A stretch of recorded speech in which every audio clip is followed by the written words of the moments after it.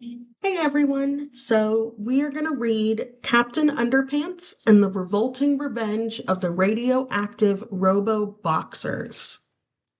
Help! The world is in big, big trouble. Maybe the comic book on the next page will help to straighten things out. The top secret truth about Captain Underpants. Once upon a time, there was two cool kids named George and Harold. We the boss daddies. Me too. They had a really mean principal named Mr. Krupp. Blah, blah, blah. One day, they hypnotized him. You will obey us. Okay. They made him believe he was a superhero. You are now Captain Underpants. Okay. It was funny at first. Tra la la. Ha ha ha ha ha. But then Mr. Krupp jumped out the window. Wait! Mr. Krupp really thought he was Captain Underpants. He got in lots of trouble. Come back, bub! No way! I'm a hero! One time, a big monster attacked the school. Roar! It tried to eat Mr. Krupp. George found some superpower juice in a UFO. Glub, glub, glub. Drink up, bub! Then, Mr. Krupp got superpowers. Now he can even fly and stuff. Tra-la-la! The worst part is, whenever Mr. Krupp hears somebody snap their fingers, he turns into Captain Underpants. And whenever Captain Underpants gets water on his head, he turns back into Mr. Krupp. So anyways, in our last adventure, there was an evil guy named Tippy Tinkletrousers. That's me. He built a big robo suit. Then he climbed inside. I'm going to destroy Captain Underpants. Oh, yeah? They got in a big fight. Tippy accidentally froze his feet to the ground. Oh no, my feet are froze. Clank! Rats, you broke my robot. But Tippy's robot pants was also a time machine. I'm going to escape by going back in time. Oh no! Tippy's robo pants went back in time 5 years ago. But some bullies saw the robo pants and got scared. They got so scared they all went bonkers. Mr. Krupp got blamed for the whole thing. You're fired! I'm a victim of circumstance. Now, the future is changed. Everything is different. Since Mr. Krupp got fired 5 years ago, he never got hypnotized by George and Harold. Since Mr. Krupp didn't get hypnotized, he never turned into Captain Underpants. Since Captain Underpants doesn't exist, he wasn't there to save the world. Tippy realized his mistake when he came back to the present. Oh no, the world got destroyed, all because I scared those bullies. Tippy vowed to make things right. I will fix this mess. But then, stop! Who will save us now? Chapter 1, George and Harold. This is George Beard and Harold Hutchins. George is the giant zombie nerd on the left with the tie and the flat top. Harold is the giant zombie nerd on the right with the t-shirt and the bad haircut. Remember that now.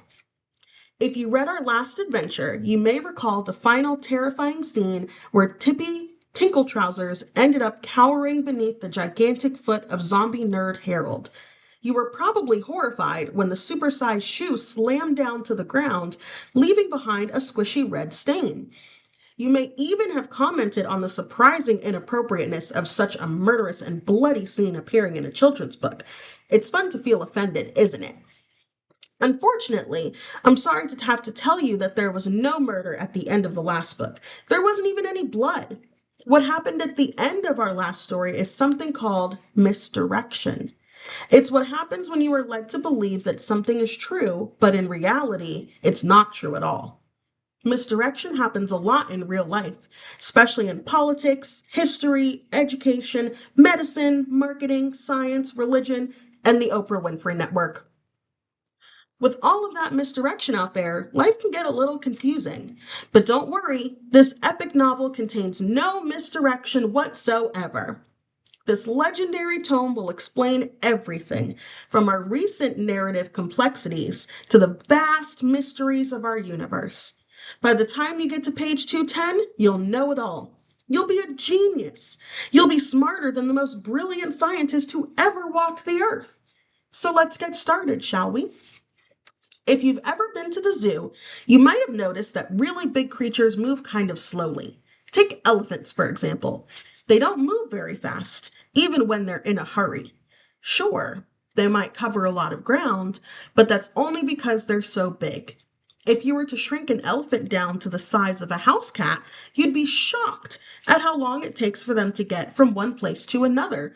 They're so darn slow that it wouldn't be long before somebody changed the story of the tortoise and the hare into the more appropriate, the miniature elephant and the hare.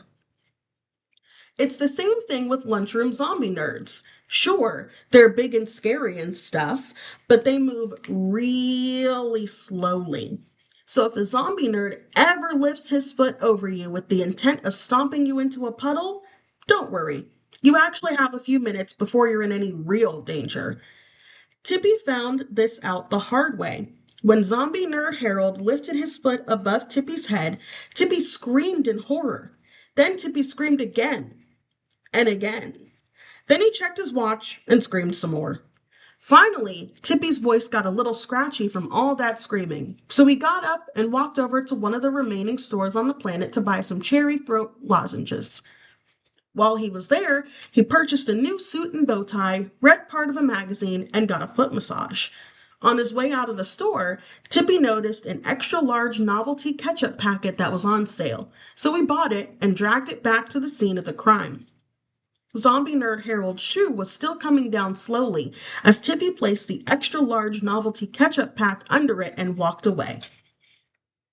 They climbed back into his Tippy climbed back into his Robo pants just as zombie nerd Harold's shoe hit the pavement and crushed the giant novelty ketchup pack. A bright red stain squished out from beneath the zombified shoe as Tippy's Robo pants disappeared in a crackling glow of light. You see, Tippy had mistakenly caused some trouble the last time he had gone back in time, so he had to go back again to undo the damage he had done. But before I can tell you that story, I have to give you this warning. Chapter 2. Let's get serious, folks. Did you ever notice how grown-ups hate it when kids are having fun? Seriously, when was the last time you were doing something fun and some adult came over and made you stop? If you're like most kids, you're probably reading this very book because some adult wanted you to quit playing video games or watching TV. If you don't believe me, try this experiment. Grab a few of your friends, go into the corner of a room and start goofing around.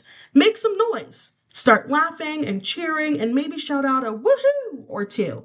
It's been scientifically proven that 89.4% of all grown-ups will drop whatever they're doing and rush over to put a stop to whatever nonsense you're up to. You have to wonder, why are most grown-ups like this? Weren't they ever kids themselves? Didn't they enjoy laughing and cheering and goofing around when they were young? If so, when did they stop? And why? Now, I certainly can't speak for all adults, but I'm going to anyway. I think it's a lot easier for adults to stomp out someone else's fun than it is for them to reflect on their own lives and figure out where it all went so miserably wrong. It's just too depressing for grown-ups to ponder all the decades of compromises, failures, laziness, fear, and regrettable choices that slowly transform them from running, jumping, laughing, fun-loving kids into grumpy, complaining, calorie-counting, easily offended, peace and quiet demanding grouches. In other words, it's harder to look within yourself than it is to shout, "Hey, you kids, cut that out!" Keeping this in mind, you might not want to smile or laugh while reading this book. And when you get to the flip-o-rama parts, I suggest you flip with a bored, disinterested look on your face, or some adult will probably take this book away from you and make you read Sarah Plain and Tall instead. Don't say I didn't warn you.